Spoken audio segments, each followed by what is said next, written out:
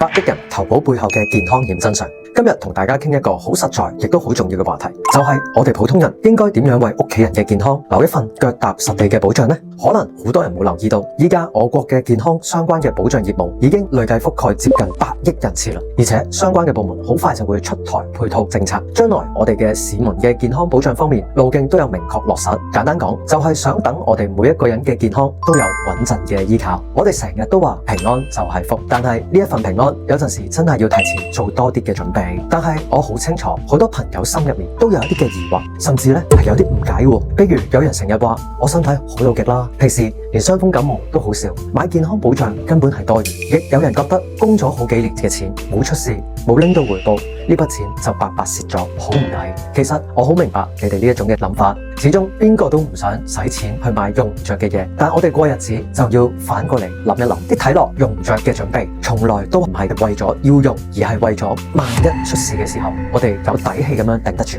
唔使慌慌亂亂。網上有一句好扎心嘅說話，相信好多人都聽過，一場大病嘅單據就可以壓垮中國95%嘅普通家庭。呢一句話一啲都唔誇張，而係最真實嘅民生現狀。我哋每個人都避唔開重大嘅疾病潛在嘅風險。而家生活節奏咁快，捱夜加班係常態，飲食又唔定時，大病越嚟越年輕化，真係唔係淨係老人家先會有嘅。一日唔好彩患病，醫生同你傾5分鐘嘅治療方案，背後隨時已經幾十萬，甚至乎過百萬嘅使費。據統計，依家一場重疾嘅平均治療費用係用到10至60萬，嚴重係超過過百萬。更唔好講之後嘅康復費用咧，停工嘅損失咧，好多人以為有醫保就夠，其實唔係嘅，醫保報銷係有範圍嘅，好多進口嘅藥、自費嘅材料都係報唔到嘅，亦都有起付線同埋自付嘅部分。計落自己係要俾嘅錢，仍然係天文嘅數字，足以拖盡你同另一半幾十年儲落嘅積蓄，甚至要借錢賣樓，成個家庭即刻陷入困境。呢個時候，如果提前係有一份足額嘅保障，就可以成為家庭嘅救命錢。當我哋頂住巨額嘅壓力，挽救家庭重大嘅損失，唔使拖累父母，唔使